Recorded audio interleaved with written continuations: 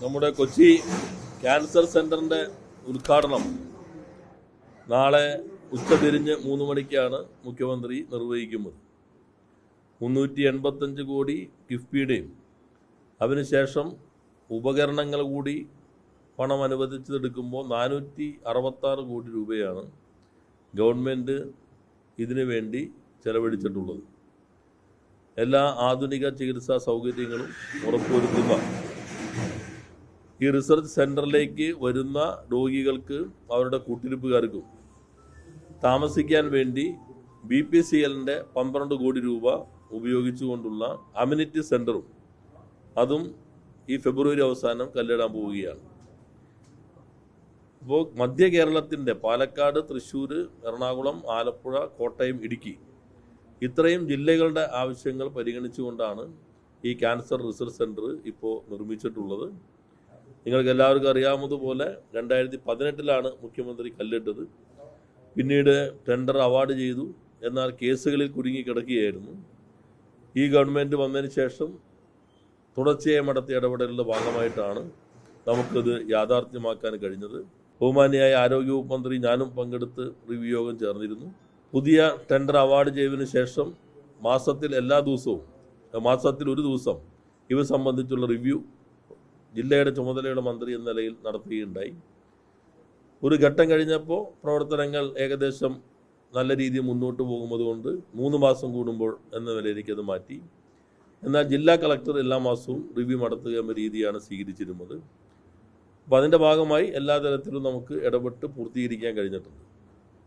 ഇത് കഴിഞ്ഞാൽ ഫെബ്രുവരി അവസാനം മെഡിക്കൽ കോളേജിൻ്റെ സൂപ്പർ സ്പെഷ്യാലിറ്റി ബ്ലോക്കും ഉദ്ഘാടനം ചെയ്യാൻ പോവുകയാണ്. അതിൻ്റെ ഈ നിർമ്മാണ പ്രവർത്തനങ്ങളെല്ലാം പൂർത്തീകരിച്ചു കഴിഞ്ഞു.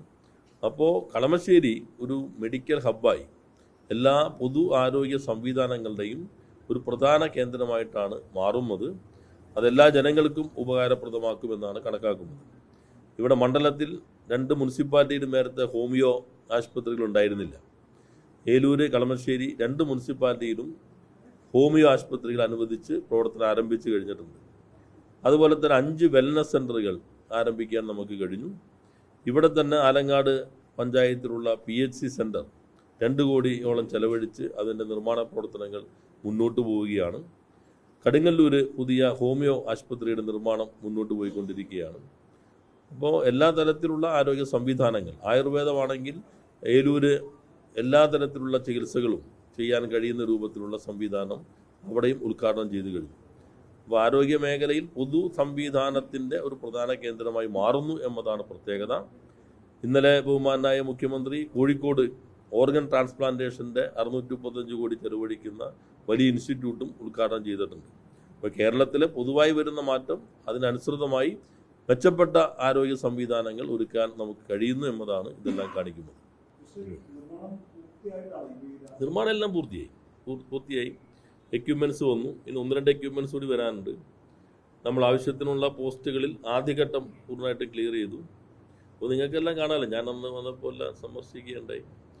110 ബെഡാണ് നമ്മൾ ഫസ്റ്റ് സ്റ്റേജ് കണ്ടേക്കണേ. ബാക്കി ICU ഉൾപ്പെടെ 340 മറ്റോ ഒന്നുമാണ്. അത്രയും ബെഡുകളിലേക്ക് അടുത്ത ഘട്ടത്തിലേക്ക് എത്തും. ഒരു മാസത്തോളം ചിലപ്പോൾ ട്രാൻസിഷൻ പീരീഡ് വരും. കാരണം ഇവിടെ നിന്ന് ഇപ്പോൾ ഉള്ള സ്ഥലത്തു നിന്നെല്ലാം ഷിഫ്റ്റ് ചെയ്യണം അങ്ങോട്ട്. അപ്പോൾ അവർ പരമാവധി 1 മാസം പറഞ്ഞിരിക്കുന്നത്. എങ്കിലും പരമാവധി സമയം ചുരുക്കുകയും ആ സമയത്ത് ഇപ്പോൾ മറ്റ് ചികിത്സ തുടരുന്നവർക്ക് ബുദ്ധിമുട്ടില്ലാത്ത രൂപത്തിൽ ഒരു ക്രമീകരണം വേണമെന്നും കണ്ടിട്ടുണ്ട്. ഇത് 2014 കല്ലിട്ടതാണ്. പിന്നെ അങ്ങ് ഇന്നുപോയി. പിന്നെ 2018 അടുത്ത കല്ലിട്ടു. നിർമ്മാണം മുന്നോട്ട് പോയി. എന്നാൽ ചില കുരുക്കുകൾ വന്നു. അത് അഴിച്ചപ്പോൾ നന്നായി പോകാൻ പറ്റി.